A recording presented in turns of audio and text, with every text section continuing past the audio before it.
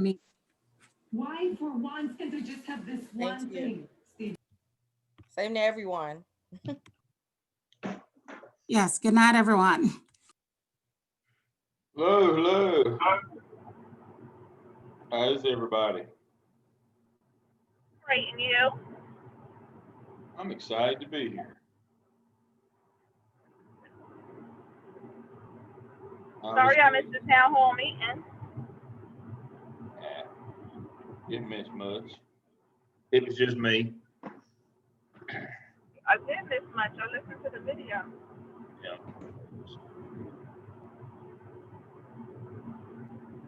Thank you for that reminder, Dr. Maraglia.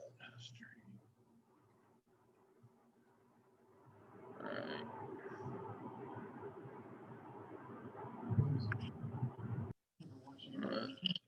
Okay. All right, there's Dr. King. What time is it? I've still got a couple of minutes here.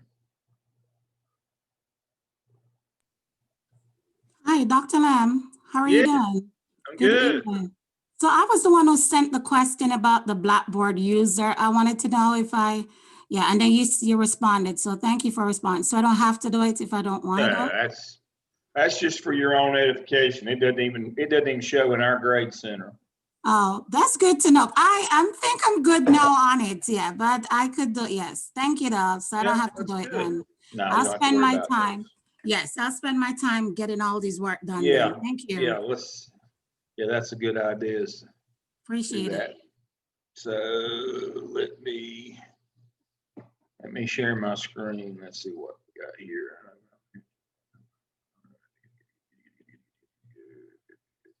Okay. All right. Share my screen. And it's 7 o'clock, so we'll get started. Thank you for being on time and thank you for coming back. I'm always surprised after the first class that anybody ever comes back. And so let me go here. And so welcome back to Mels 603. Please remember who your coaches are. For the previous C12 group that has been collapsed into the C10 group, your coach is Dr. Anna Maraglia. And for the previous C10 group, that's now still the C10 group, you have Dr. Sheena Caton is your coach. And to that end, the first thing I want to do tonight is go into task stream, and I'm going to go in from the very beginning. I always have people say, well, mine didn't start where yours started. And so no, so I'll walk in with you.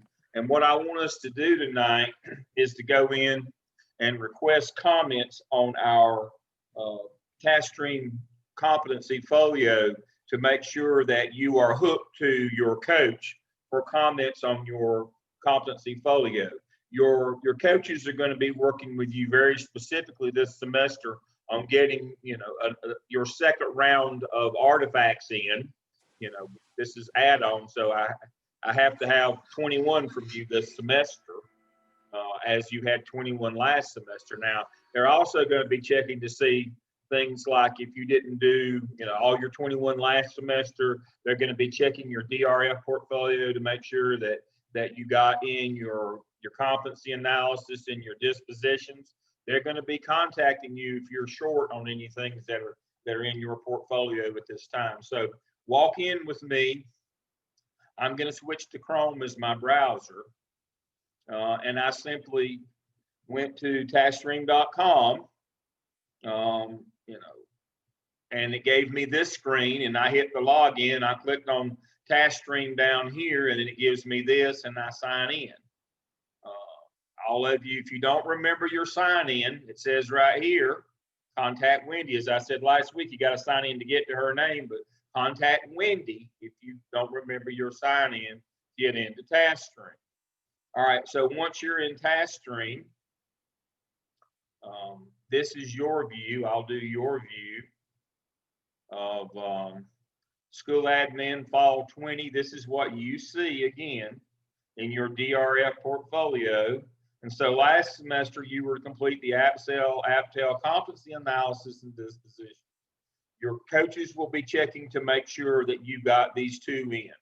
If you don't, they'll send you an email as a reminder to do your analysis from your competencies from your first semester when you did the APTEL and the APSEL, and to get your School of Ed dispositions in. So they'll review that to make sure that we stay caught up. This semester, you owe us the OMA, the skip, and at the end, dispositions as well for this semester. And they'll be checking on that later on in the semester to make sure that you've completed those.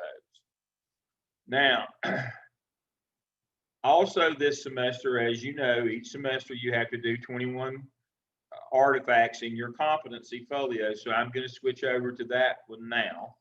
If there's some reason that you don't have a competency folio, you need to establish one. Now, please do not put a second one in. You only need one. And we revisit it each semester so that at the end we've built a folio that has 63 competency artifacts in it. So we only need one. If there's a reason that you don't have one, get in touch with me and I'll walk you through the steps of how to build a competency folio.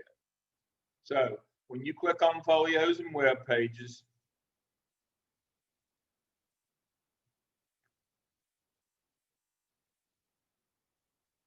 I'll find one that I have built recently.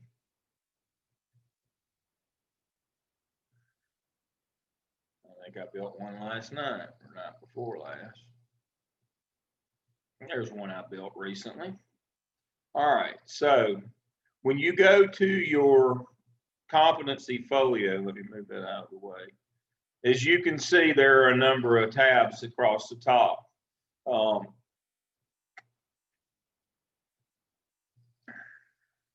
If you click on that button, it will kick you out, as you just saw me do that there.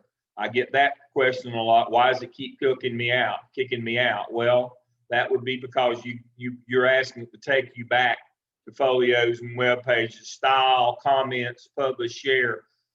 We stay on the edit content page and we'll be fine. Now, when you get comments back, you can go to the comments page to retrieve those. But for communication, you owe us 3 over the course of the program. Now, again, this is not 3 this semester.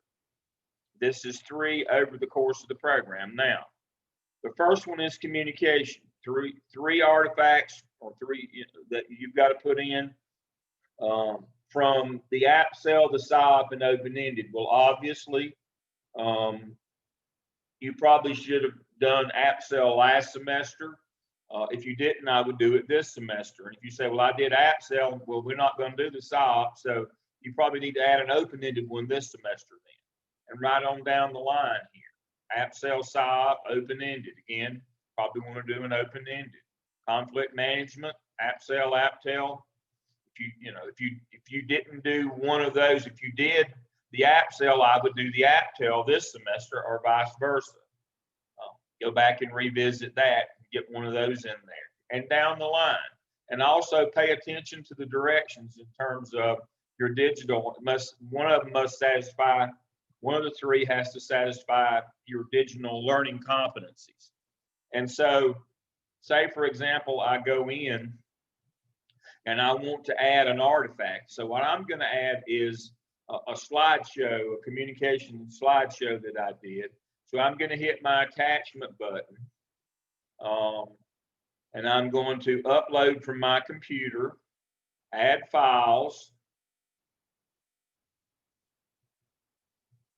And I'm going to add this master scheduling PowerPoint, which is an artifact of the work that I've done. Start upload. Upload and close, and it's there. Save and return. And so now I have uploaded an artifact under communication. Now, what I can do is I can go in to main text and say this is an open-ended. Now, this is actually from the OMA. This is OMA. This is a digital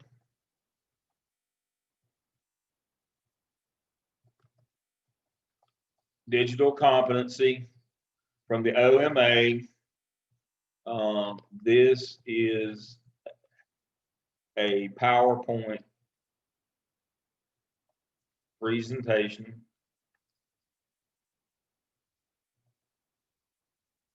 that I shared with assistant principals in Thomasville City schools. Just that easy, save and return. And so there it is. I've got my OMA digital competency. This is the PowerPoint presentation I shared with APs in Thomasville City Schools. I have uploaded that under communication. I will request comments now from my coach, and I want you to request comments from your coach. Even if you just go in and put an X in, they won't hold that against you. Even if all you can do is go in and put an X in for the time being, I want you tonight, if all possible, request comments from your coach so that we make sure that you are connected to them in TaskStream. So I'm going to go ahead and do this. I'm going to request comments. Now, it may give you, so it's the communication. So I have checked that one, continue. Now, you may or may not have your coach there. Hopefully you have two people there, and one will be me and one will be your coach, either Dr. Caton or Dr. Maraglia. Don't pick me, pick them. I'm going to pick myself because I'm going to send this to myself. And I closed my email just so it wouldn't cause a problem during class. And so continue, comment successfully requested. That's what I want you to do, is request comments on this one. And this is what it's going to look like. Master scheduling PowerPoint, and it explains what it is. Just that simple. Now you don't have to upload something. It may make you, but what I prefer is you just click on delegation and request comments. Delegation, continue, pick their name. Just that simple. If you got one, you can put it in there, fine. If you don't, that's fine as well. But I want you to request comments from your coach so we make sure that TaskStream is working for you and for them.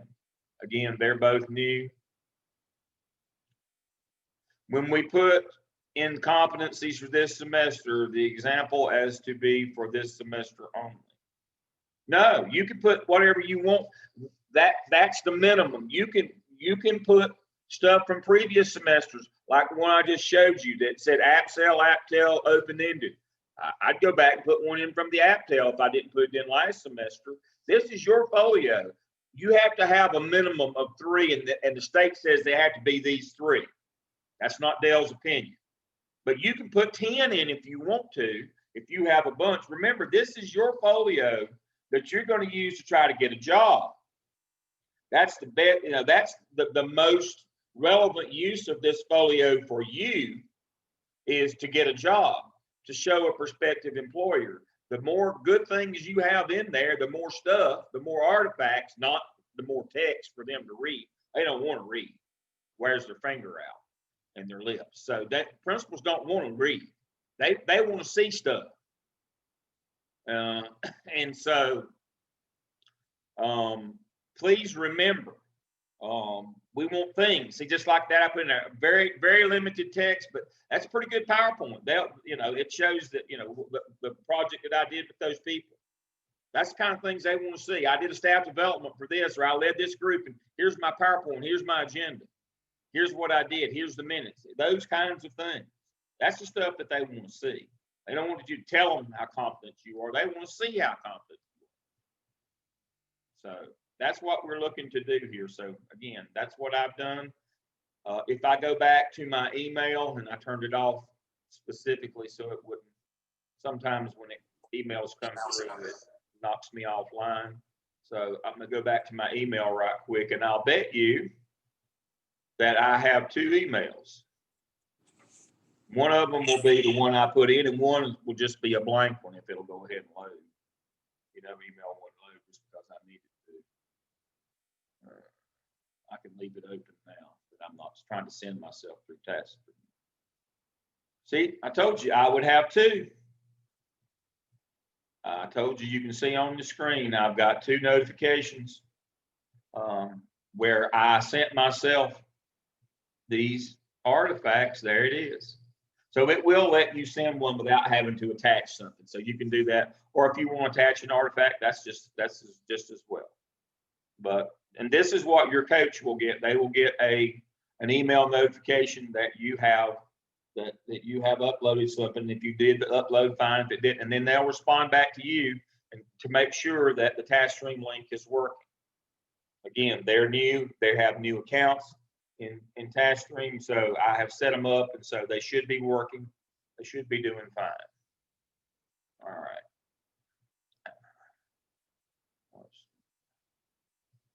So don't hold it against me that I'm a Chapel Hill graduate. You didn't see that. All right. All right. So let me pause. I'll stop my share. I'll pause and catch my breath a minute here. Questions you have for me about who your coach is, what they're going to be working with you on, your competency folio this semester. Go ahead and request comments so that they can know that you're hooked to them. Remember, we're looking for artifacts, not narrative. Simply something easy and quick, just like I did. That's a real PowerPoint, a real presentation that I've done once, and I'm going to do again, and I think next week or week after next, on master scheduling. Different school districts, I don't know why.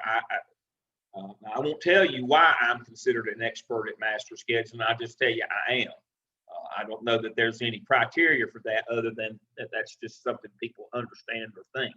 And so I do, just like I'm doing for you, I do master scheduling for different school districts, train their emerging administrators, usually APs, and it's the exact same thing I'm training you in. And so I'm partnered with Thomasville City Schools right now. And I'm training their APs in the exact same thing that I'm training you in right now for the OMA. It's just that real. I don't do anything that's hypothetical or theoretical or just for the sake of doing it. I'm gonna teach you exactly the same way as I'm training those APs there for how it is in the real world. And we're gonna talk about that when we get through our content tonight. We're gonna talk about the OMA again. And I'll share with you that PowerPoint. I've got a partial one that I'll let us work on a little bit tonight, give you some input. All right, so if there are no questions, we'll move on to this week's assignment. So let me share my screen again and get back to Blackboard.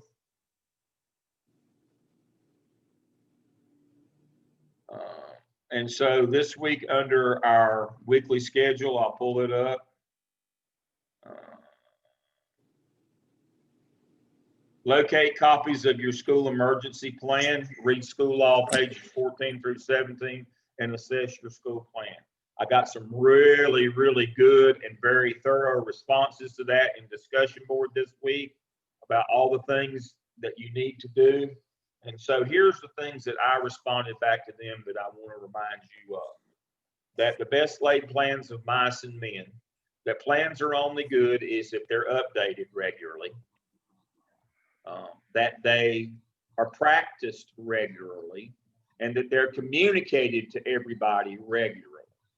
All right, so let's talk about that for a moment. I don't want to overdo this. There's supposed to be a box under the front desk in your school. We'll assume that everybody's in school right now. Under the front reception desk, there's supposed to be a crisis box there.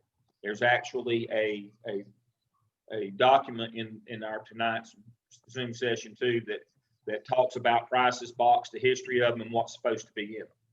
Now, the biggest problem and why you say, well, Dale, why is it supposed to be under the front desk? So that first responders know where it is. It's supposed to be consistent throughout North and South Carolina, that when you come into the front reception desk of the school's office, that underneath that counter, there's a box. That's the crisis box. Now, first thing in that box that gets neglected is the class rosters. Every Monday, your data manager is supposed to run a roster of all the students in terms of who they're assigned to, what classes they're in or where their homeroom or the class rosters of names supposed to be hard copy printed or put on a thumb drive or both in that box every Monday. Now, I'll bet you if we pulled out boxes across the state, there's some of them students in there as old as I am, but they hadn't been updated, in this century. That's just the way it works. We don't, it's never a crisis until it gets here. It's always theoretical, but that's the number one. Just like when you have a fire drill, the teacher's supposed to have her class roster with her, that once a month fire drill, or him or her, it's that same roster is supposed to be in that box for first responders, so we'll know where kids are supposed to be. That's the first thing that's always an issue that's not updated. Second is school plans. Yes, a lot of them, that's why I said they're both virtual, but there's supposed to be a hard copy under the desk. What happens if the power's out and you can't get on your computer or get online, or you don't have an internet connection? 90% of the school buildings that I go into, my phone won't work. I can't get an internet connection, and I can't log into their internet because guess what? I'm not an employee. I was trying to do Santa Claus back in December. Y'all got lucky to see that huge monstrosity, ugly beard. I was trying to do Santa Claus for Johnston County Schools. Where's my book?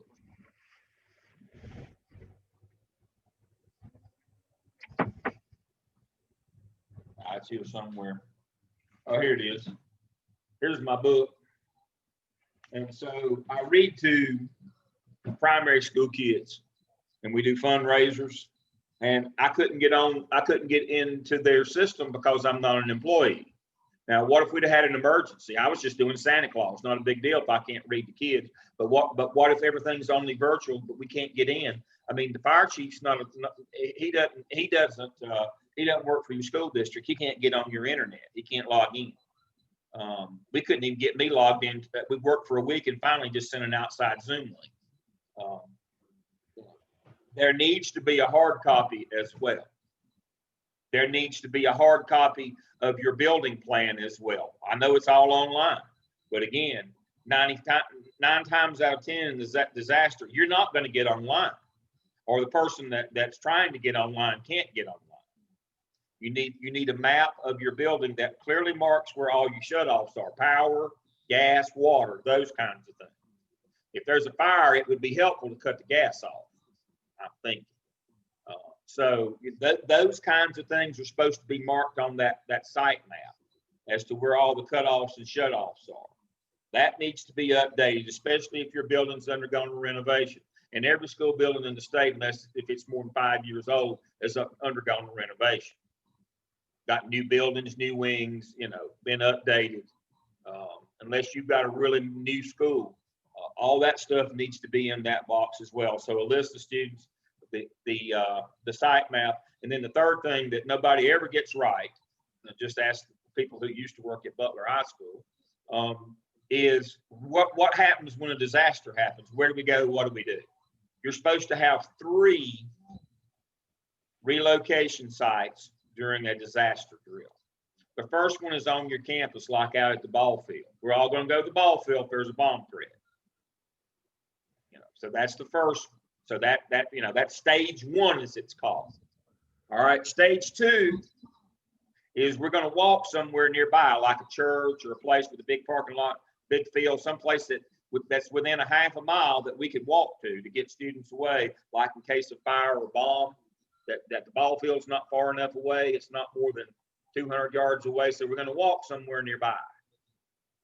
Stage 2. And then stage 3 is we're going to walk to that place. Stage 2, and then stage 3, buses are going to come for the district. They're going to pick us up and they're going to route us over to a facility somewhere in the district, like a coliseum, a sports venue. Charlotte, all the schools go to certain, venues in their area, big areas. So that's stage 3.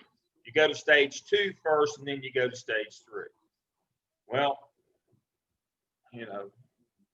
and I'm not making light of this, but unfortunately, recently there was obviously not too recently because we haven't been in school, but last school year we had a shooting at Butler High School in Charlotte. The kid was killed. tragic situation. The problem is that nobody understood the difference between stage 1, stage 2, and stage 3. And not did they understand it, they didn't communicate it. Nobody knew. And so some people thought they had moved, sheltered out on campus, but they weren't there. And then some people thought that they had done stage 2 and they were there, but some of the kids had caught rides and left, and some of them had been bused to another. It was just an awful situation. And of course, that and some other issues caused the superintendent to have to leave town, and some other people along the way, because nobody knew what the plan was. They had 3 different locations, but nobody knew where they were, what they were, or what stage they were in. It was, some it went out over some media that they were doing stage 2. Then some was that they were doing stage 1, and then some people went over to the Coliseum waiting on them, the old Coliseum waiting on them over there, and they never showed up. They told people not to come to campus, that their kids would be transported over there. Well, they didn't show up, and they thought the worst. And so it was just a complete disaster. Investigation, people had to go home. And when you go home, you lose your house. And so my job is to keep you from losing your house. So there's a lot more stuff that goes in that box, and I'm not going to keep them, but those are the 3 biggies that will lose you your job. If your box does not update your student list where we can find kids, because that's kind of important in a crisis, is that we find kids. Their parents think it's real important. So that's number 1. Have to have our rosters. Number 2, the emergency people really want to know where all the shutoffs are, so they can cut off because they're the people that's going to have to go in the building. They don't like doing that with the gas and the power and the water and all that stuff on. They want to know where those cutoffs are, and if you don't have those marked, they will throw you under the bus to the meeting. They will not be happy. And number 3, you need to know where you're going to evacuate. You have to set up your 3 stages and know where you're going. Dr. Lamb, I have a quick question. Can I ask you a question real quick?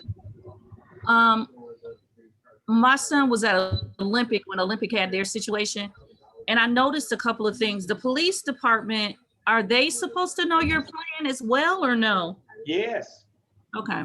And it's supposed to be in that box. If they don't know it, it's supposed to be in that box and explain it. That's why it's in the box. Okay. I know the situation you're talking about. The reason why the police didn't know the plan, there was no plan in the box. Okay. I mean, it was handled smoothly, but Yeah. I just noticed like the police department and the principal were on 2 different places. They were not communicating well. They had the parents organized and they had everything organized well, but the 2 weren't syncing. That's why I was asking. Yeah, exactly. And that's what you've got to do. And you have a liaison on your campus with the police and people, your school resource officer. And so that's the thing that you do is that you bring in Isaac Pryor, and you bring him in and you make sure that he knows where it is and what it is, and he can communicate that to his colleagues. You don't have to have the chief of police come out and sit down with you. You have a person right there on your campus, but that's something that you need to do on a regular basis. But yeah, that's a great point. Dr. Kate, you want to chime in on this one? So what I was going to say is sometimes like your counties, they work closely with your police department and things. And oftentimes in the summertime, your police departments will come in to your school and they will do like simulations within your school. And they might ask you if you want to participate in it and things like that. But all of them, so they can know the school better, that a lot of the police departments, they practice within the schools during the summertime. Yes. Yes, that is correct. The problem, unfortunately, in Charlotte, is there's just so many schools. Well, I know at Turning Point, we don't have an issue at Turning Point because Right. But Yeah. I think the other high schools is where the issue lies. Yeah, you know, but Dr. Caton is exactly right. They'll come out and do that, but you have to ask them or you have to volunteer. And they will come. But, you know, the problem in Charlotte is there's so many high schools. It would take most of the summer just to get to all of them. They just spent one day there when you've got 30 high schools. So that becomes a problem, but you can solve that by inviting them, having them in. That's absolutely right. That's a great point.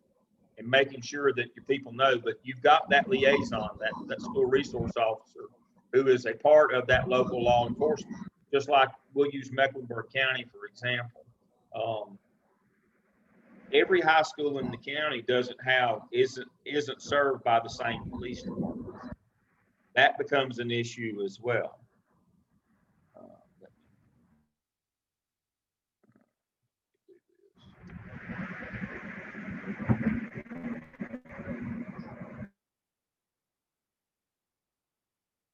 Everybody should be muted now. All right. So here's the problem that you have in large districts like CMS. You have CMPD that works in the town. North Meck has Huntersville PD. Hopewell has Huntersville PD. You have Mint Hill is out at Butler. I think they're also at Rocky River. Matthews PD's at some of them. Cornelius PD's at Huff. So I know of at least, what's that? Matthews, Mint Hill, Charlotte, Huntersville, Cornelius, Anna helped me, Dr. Maraglia helped me. That's 5 different ones that I know of in Charlotte in one district alone. Who have I missed? Pineville. Pineville PD's, were they at South? They're at South. Yes, and any school down that way. And Ballantyne they're at Ardrey Kell, I believe.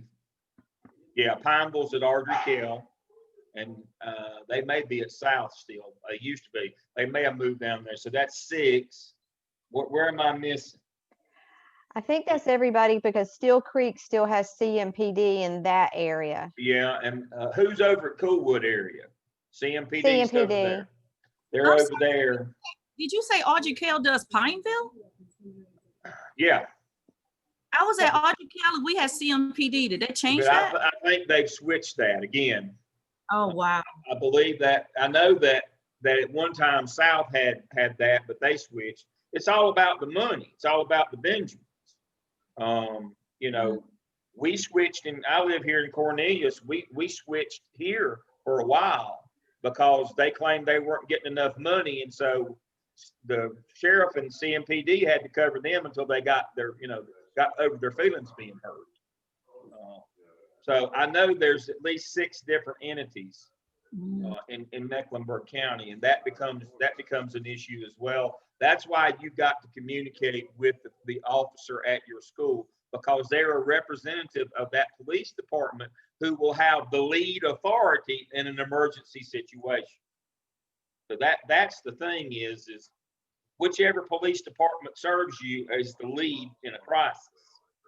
And they've got to know your building. As Dr. Caton said, you invite them in, they run the drills, they do all those things in the summertime. They get familiar with you and your facility. They know your plans. They know where all that stuff is. This is one of those things that you can go 20 years and nothing ever happened. And it's all fun and games until somebody gets their eye put out. And then you lost your job because you weren't prepared. And you could say, but what were the odds? That something bad was going to happen. Do you really want to play that game? When we're talking about losing your livelihood and your house here, you have to look at this as binary statistics. Either it will or won't happen. It's 50-50. Either we have a crisis or we don't. You can't start calculating the probability or the odds when your family's livelihood and that place where they live are in the balance here. Spend a little extra time, get this taken care of. Now, I sincerely hate that I have to cover this first thing in this law course. But understand, since 1992, there's tort liability in North Carolina. That means you can be sued personally for negligence.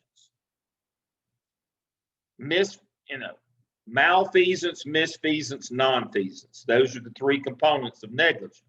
Malfeasance is you did the wrong thing knowing it was the wrong thing. Nonfeasance means you didn't do anything and you were supposed to.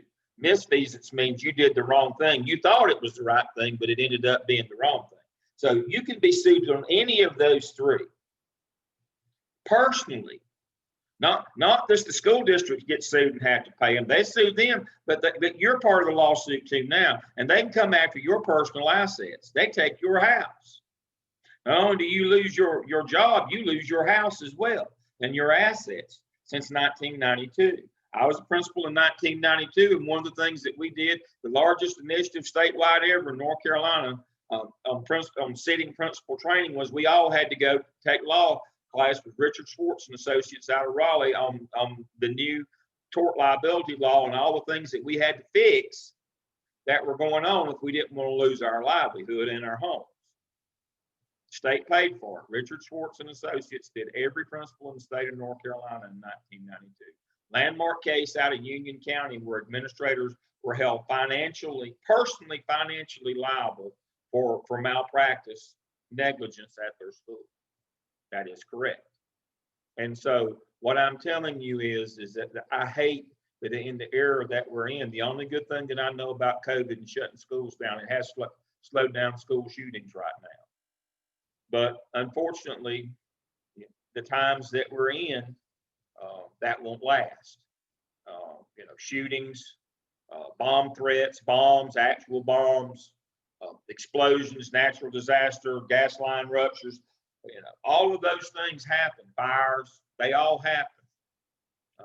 When we get back to school, fully everywhere, it'll be this will be the real deal. I mean, we'll have to make sure that we do these things. Now, I've belabored the point. I covered it first. You heard the news here tonight. This is, you take this very seriously. It's not something that you just put off on somebody else. As the new AP on the block, this is one of those dirty jobs that you're going to have to do. They're going to make you do it. It always falls to the lowest person on the totem pole because everybody thinks this is beneath them. But then when it doesn't go well, oh my, well, you better make sure that it goes well. Now, North Carolina General Statute 115C 288 is duties and responsibilities of the school principal. Let me share my screen. There are 545 state statutes. This is the one that's most relevant to you, 115C 288.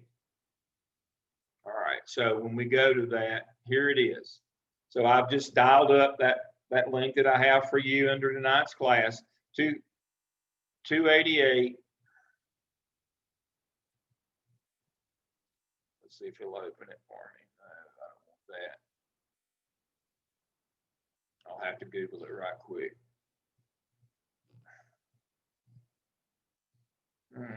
Let me see.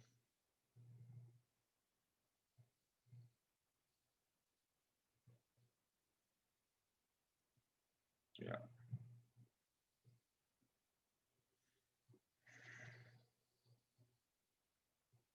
I'm going to do it this way, make it easier. All right, so here it is. 115C, duties and power. All right, so here's the next part of this safety that we miss, and this is the one that I get calls on to consult on from time to time, and people say, oh, they've done this or that or the other, and I say, well, you didn't follow the law. So 115C 288D, conduct fire drills, inspect for fire hazards. Now, everybody knows you have to do a monthly fire drill. Teachers have to come out to the ball field, wherever you collect. We time them, have to bring their class roster. Everybody knows that, standard throughout the business everywhere. Problem is nobody remembers that twice a month, that would be two times a month, you have to do a safety inspection of your building.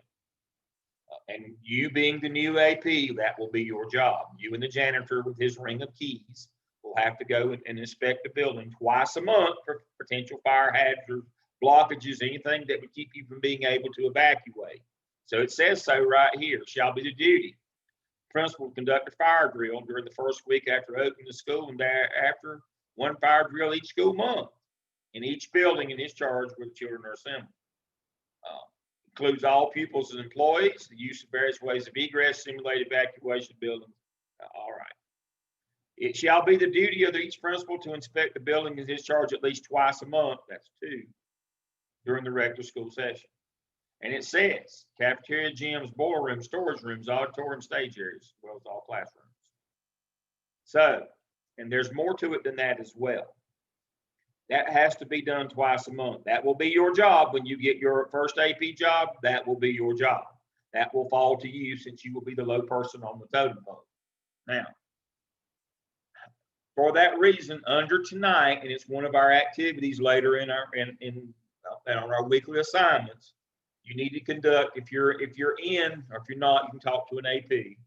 You need to conduct a facilities walkthrough and do a safety check. Now, it has a lot more to it, so I'm going to go through that with you right now. So the first thing I'm going to look at is when we look at our, there it is. When I look at our weekly schedule, let me see. Let's see when that one pops up. And I'm giving you plenty of warning so that you'll have time to do this.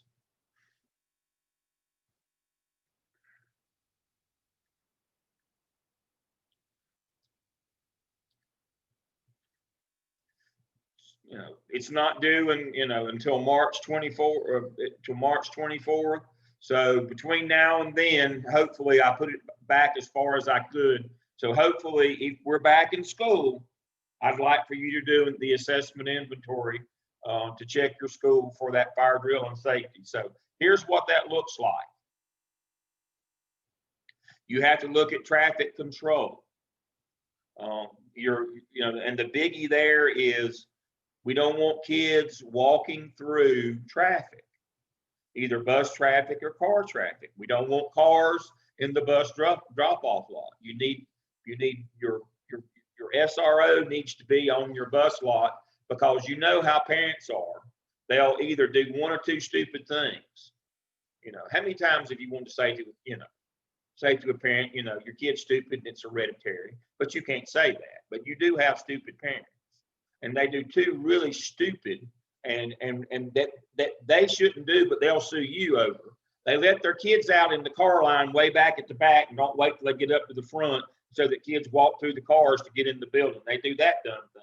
And the other is, I'm in a hurry, and they pull in the bus lot and dump their kids off there in the bus lot. You need to at least make sure that your SRO or your police are on your bus lot to keep cars off your bus lot. And you need to have teachers out monitoring your bus line, your car line. I mean, I don't know why every elementary child in the world has to ride, has to be brought to school in a car now. I don't know why.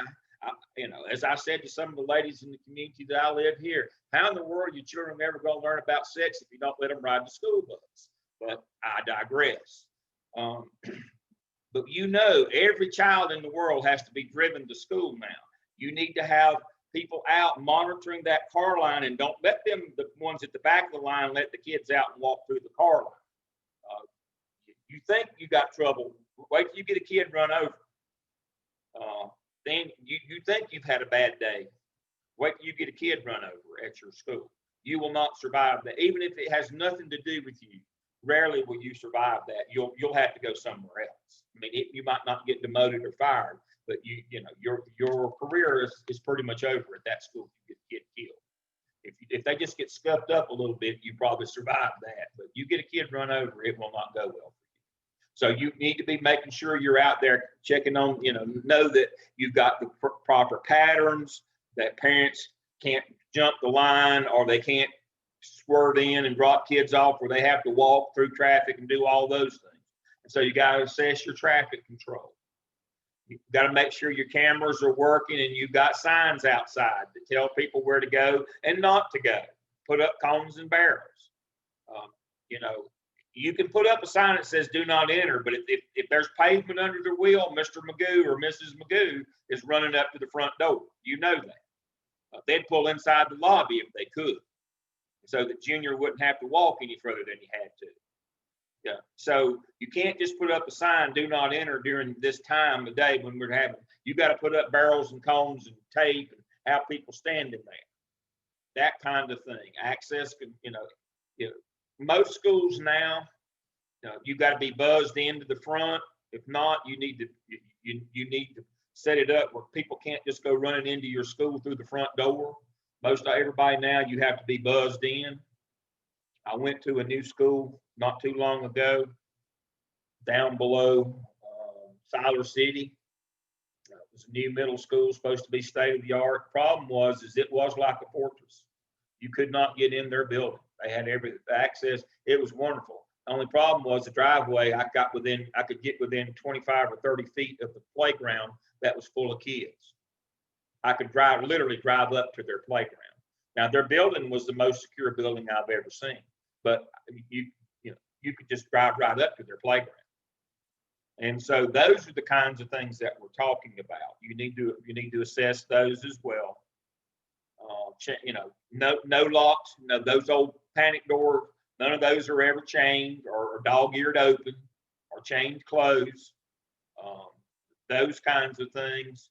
Classroom doors are always locked when nobody's in there. If there's old buildings with lockers in them that they're secured, they twist ties or locks on them where kids can't, put bombs and drugs in them, guns. Safety devices, equipment, classroom doors, heavy duty locks from the inside, the panic, the yellow, the red and the green cards, or the red or the green. Some districts have gone to one or the other. Some still use both. Making sure, evacuation routes, doors to the boiler room. You can't jimmy those. They've got a steel plate on them. All those kinds of things. All your science lab, eye wash, fire extinguishers, all those chemicals not stored on the floor, up at least one shelf, everything labeled, fire evacuation plans, all of those kinds of things. All cords in the computer lab zip tied. This is when the state comes out, and if you make the watch list for a persistently dangerous school in North Carolina, this is the list that you will be audited on when they come out and check your building for safety. You should use this every month to make sure that all these things are in place so that you don't lose your job eventually over something that was preventable. Okay, somebody going kind of off task here. A supervision schedule is for after school activities. Ball games, dances, sock hops, that kind of thing. You have to provide supervision for those as well. Sometimes you're in the larger districts, they will help you with additional police officers or like show pros, security people, and those kinds of things. But you must have adequate supervision for everything that happens on your campus. If, the school day doesn't end when the bell rings. If you have additional things, you're responsible for that campus around the clock if you've got activities going on.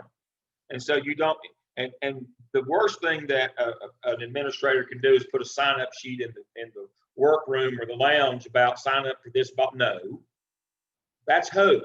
That's not a plan. You better have a schedule. You have something that happens and somebody gets hurt or something jumps off at one of your afternoon or evening functions, and there's not adequate supervision there. It doesn't matter. But that's just like duty roster. I told you, you could have 1,000 people in the cafeteria at Garinger. They're still going to fight at least 2 days a week. But the difference is when you go to court, are you going to lose that lawsuit? And somebody got hurt in that fight and said you didn't have adequate supervision. 1 to 45 in areas like that, you've got to have one faculty member for every 45 kids. And same thing for after school activities. You've got to have adequate supervision. Nobody will sue you over that the fight occurred. You can't stop that, if they're wanting to fight. But what they will sue you is you didn't have adequate supervision. So duty roster is activities during the day like bus duty, car duty, lunch duty, hall duty, those kinds of things. A supervision schedule is we're going to have a ball game this evening. We're going to start back, basketball starts this afternoon with JVs at 4 o'clock.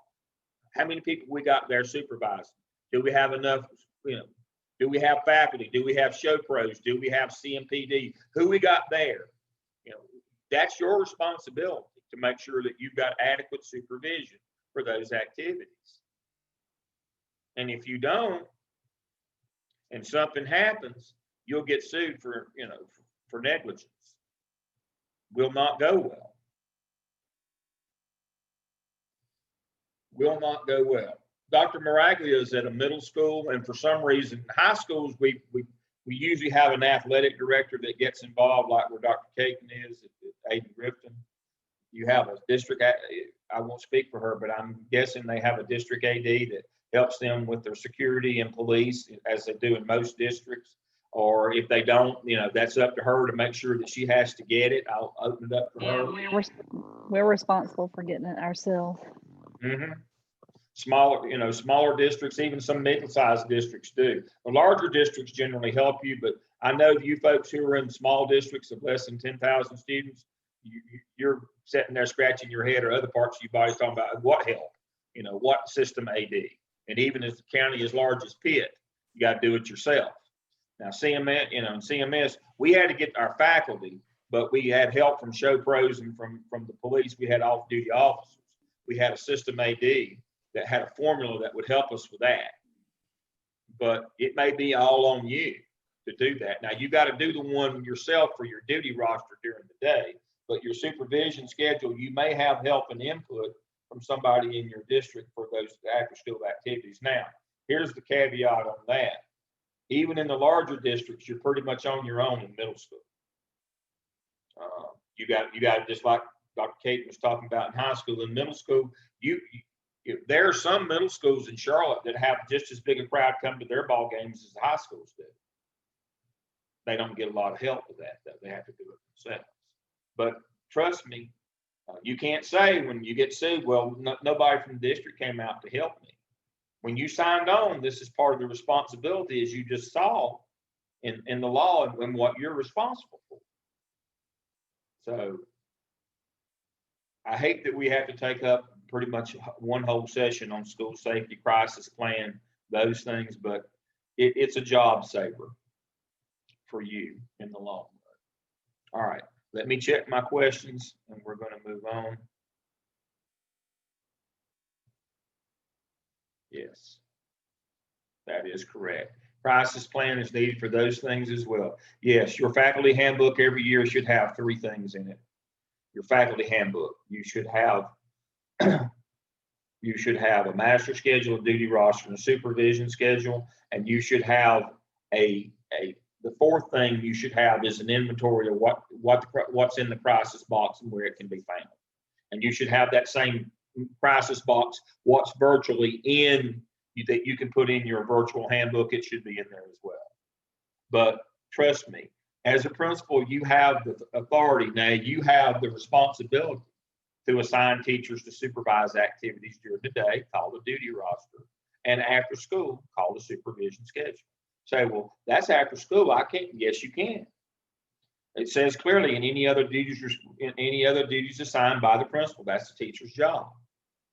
Now, well, I don't want to make teachers. That'll make them mad at me. Suck it up, Buttercup. You know, you got to toughen up a little bit here. They're not always going to be happy. Nobody's going to be happy to have to pull ball game duty on Thursday night in March.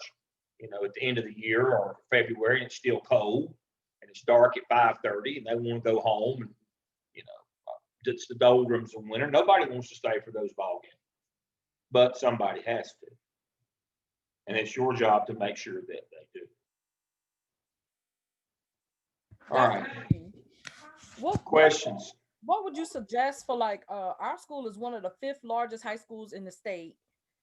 This is Latasha. How are you? Good. And we have almost 4,000 students. So like I know you said like like hard copies and so like ours would be like a lot for like a crisis box. So would we still be, what would you recommend? Would we still have to do the same thing, like the hard copies or the paper's cheap at Staples? Okay.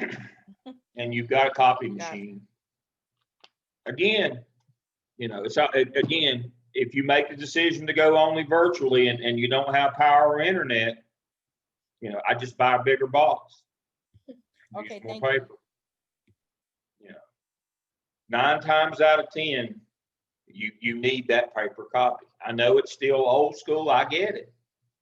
But in the case of no power, in the case of internet down or can't get on or can't log on, you know, your phone, as you know, 90% of the school buildings that I've been in the last 20 years, my phone won't work, especially my internet. And there's a reason why. We put jammers on in those buildings so kids won't sit on their phones all the time. That's not coincidental, folks. It's incidental. We make sure that they don't work inside. And so even you say, well, you know, the internet's still up and working, but it won't work inside because if the internet, if the power's still on, we still got the jammers on, so that kids can't sit and use their phones all the time. In schools that don't do that, kids sit on their phone. And so most schools, and you know, especially in the more urban areas, we put blockers in the buildings to block the internet signals. And we put filters on so they can't be surfing porn and doing all that stuff on the machines. That serves us well during regular times, but when crisis comes, it prevents us from being able to share things electronically. And so that was a great question. I just get a bigger box and you can buy more paper if it took more paper. But I would have everything in hard copy. I would have everything that I needed in hard copy, just in case. Especially if, and Lord, I even hate to say this out loud. You know, the first thing, if there's some kind of a domestic terrorist or even foreign terrorist attack on a school, you know, the first thing they do is disable communications. That's first rule. That's first rule. But they can't, you know, they can't disable paper, you know, if it's printed on paper. They may disable your ability to get to it, but it will be there. But that, number one, you know, knock out the power of the internet, number one. So I would have it hard copy. All right. Is there anything else that I haven't answered here? I think we're good. All right, so I've done a top 10 list of kind of hotspot things. I want to share that with you. And these are things that we will not cover. We'll talk about them this semester in different contexts. They're not the 4 biggest, which we will do a case studies.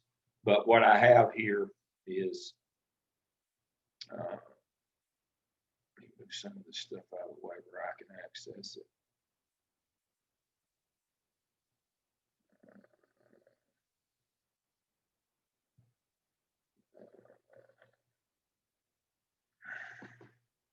So I'm going to run down this list quickly.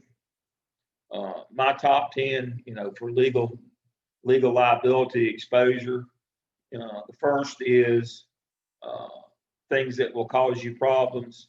Is from No Child Left Behind from the early 90s, the persistently dangerous statute. If you have all these bad things happening in your building, assault with injury, assault with weapon, assault on school personnel, bomb threat, death, kidnapping, firearms, weapon, rape, all the sexual offenses. If you have those things happening in your building, that will cause you to be declared persistently dangerous, and we'll talk about that specifically one night. But again, a lot of these can be prevented if you have the proper supervision and crisis plan in place. You can, you know, and you understand antecedent behavior, stop the little things before they become the big things. That means you got to have people supervising during the day, supervising at ball games. You've got to have plans for all these kinds of things. That's my, you know, that's number one on my list, is all this bad stuff happening in your building. Now, if your school gets declared persistently dangerous, you'll get fired. Just that simple. They'll have to reconstitute the school. That means you have to go home. Disciplinary data reporting, that's another area that you lose your job over if you don't put that in correctly. Reporting things to law enforcement, making sure that you are collaborating with them.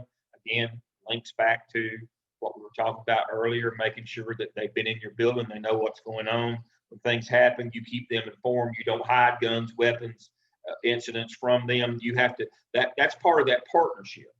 Now, let me, and I'm going to kind of stop on this one tonight. The door swings both ways. We'll talk about the OMA more next week because I'm going to run out of time. But let me make sure you understand. The door swings both ways. If you want their help, you have to help them. Dr. Caton said, we invite them in the summertime. I bet they provide them refreshments and treat them like they're kings and keep them, you know, and treat them well as the professionals that they are when they come in and work with us. But in addition to that is when you have things that go on in your campus, you can't tell them, no, don't do anything about that. You don't have that authority, number one. But number two, you don't hide things from them that pop up later on and make them look silly. That you know, for good or for bad, that you're partners. And yes, there's things that's going to happen on your campus that that you won't like public relations wise, and you would wish wouldn't become public.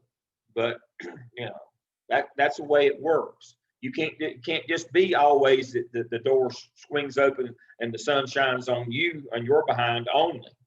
It's a two-way thing. If you're going to collaborate with police, then they have to know what's going on in your campus. You can't say, well, we'll handle that internally, or we won't report that weapon to them, or we'll hide that, we'll flush those drugs and do all those kinds of things, and then they end up getting in trouble over that kind of thing. Or they feel like that you're hiding from them and keeping them from doing their job and causing them issues.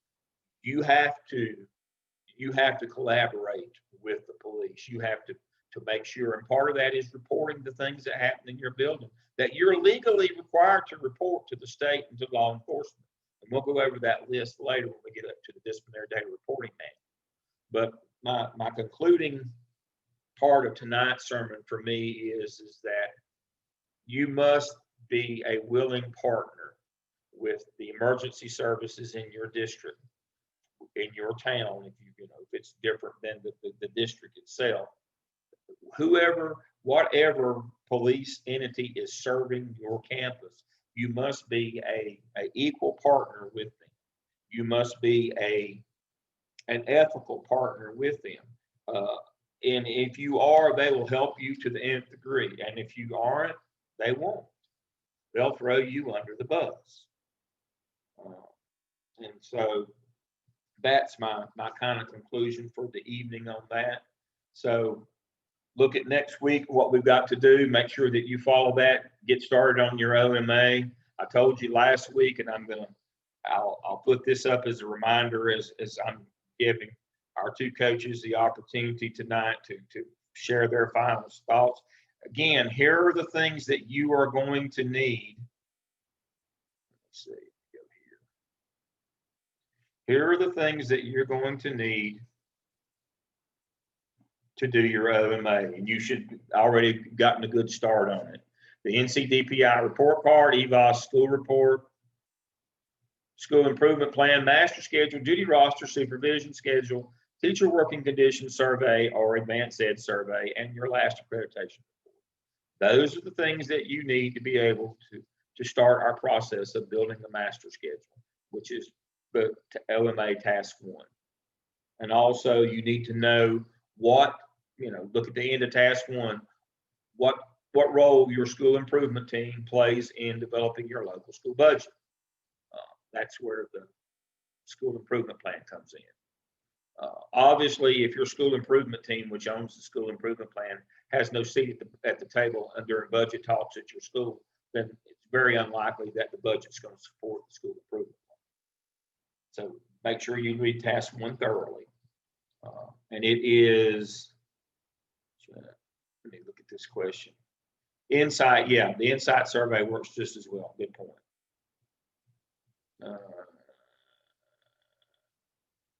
My principal says we haven't used EVOS in 2 years, so I go back to the last report. If you're not using EVOS, just look at your standardized tests. Whatever standardized scores come to your building. For those of you in elementary school, it may be, what is it? We used to call them DIBELS. What do we call that?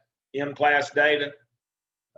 Whatever standardized scores that you have for your district and for your school, you need to find those because that's what matters. Those are the ones that become public. So make sure that you do that. What else was it? Okay. All right, so these are the things that you're going to need. But please remember, looking at task 1, the end of task 1 is the role that your school improvement team has in building that budget.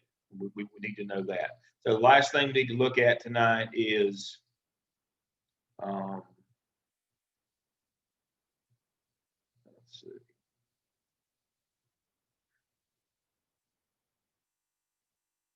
So next week, we're going to be looking at field trip policy. So task 1 posted for peer review.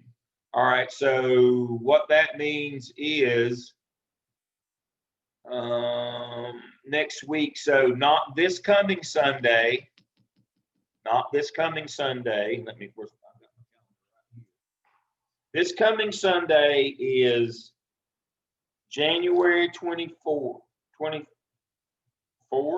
yep. So a week from then, on January 31st, on Sunday night at 9, OMA task 1 is due. So you still got 10 days. And I told you that we'll make up this extra week because all we got to do on task 2 is a copy and paste. It takes 30 minutes or less.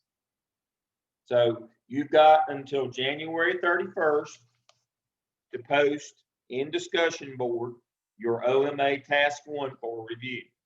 So you need to be on it. 10 days gets here quicker than you think, but that'd be Sunday week on the 31st. Exactly. I guess that's 11 days from now, 10 days from now. We'll count it 10 days from now, but that'll be due. Okay. All right.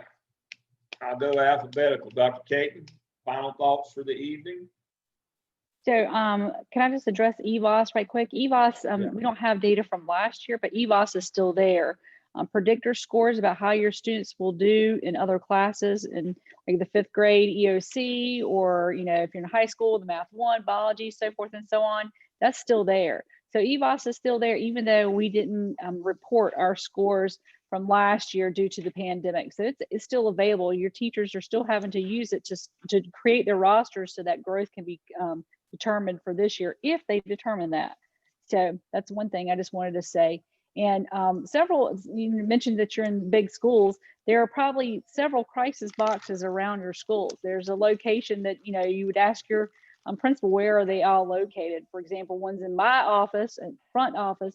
We have one in the gym because it's in the very back of the building. So I'm pretty sure you have more than one black box located around. And I will say, my very first, as an assistant principal, my very first principal would always say, if you're a mediocre principal and they're looking for an easy way to fire you, and they don't want to do all the dedication of doing paperwork, they'll easily go to pull your file of fire drills. And if they're not done and all your stuff's not there, that's an easy way for them to get rid of you. Mm-hmm. So that's my 2 cents for tonight. Yeah, as Dr. Fusely used to say, they may beat you, but don't hand them the stick. And that's an easy way for that to happen. Dr. Caton, I'm not sure about South Carolina. Thank you for North Carolina on EVOS. South Carolina, I think it's the same way. So there should be, you know, it should still be viable in South Carolina for the districts that are using it. So hopefully you'll be able to find some of that data. But yes, there are. Yeah. So if you're not using it, it's a great resource, especially if you're middle school, high school level. Very good resource. Yeah. Now, we have had some folks in South Carolina districts that had discontinued it, but I don't think we have any of those this semester. I'm not sure about that. I think everybody that's with us tonight still should be using EVOS. All right, Dr. Maraglia. Well, my 2 thoughts I have are, the first principal that I worked with when I was in AP, every morning before the day would begin, he would walk the building. He didn't just leave it to twice a month. He would actually walk the building himself. He got there very early, and he just wanted to see what condition things were in and before the day started. And that was a habit that I learned from him that I have found to be very helpful. The other thing that came to my mind, and I posted it in the chat, one of the very most important things you can do is to make sure you train your staff, because Dr. Lamb is right. It is a two-way street with the police department. But I've also unfortunately been in situations where we did not always have their support, and it wasn't because we were hiding anything. We had a parent that came on campus one time with a weapon coming after a child. And it wasn't our police that helped de-escalate the situation. It was our staff members who did, because they were trained and they were ready to handle a situation. So it's great if you have that police support, but do not forget the importance of making sure your staff is ready, and practice with them, talk with them about what they need to do in a situation, teach them to be observant, that needs to become second nature to them, because that can be your saving grace. That's correct. Good point. That's a great point. All right, I think that's all we have for the evening. We ran a couple minutes over, but we'll get better as we go. But we're still right on time. Again, task 1 is due for review on Sunday, January 31st by 9 o'clock. So make sure that you're working on that. I'll post the video within a couple hours, and I will see you next Wednesday. Everybody stay safe. Bye-bye.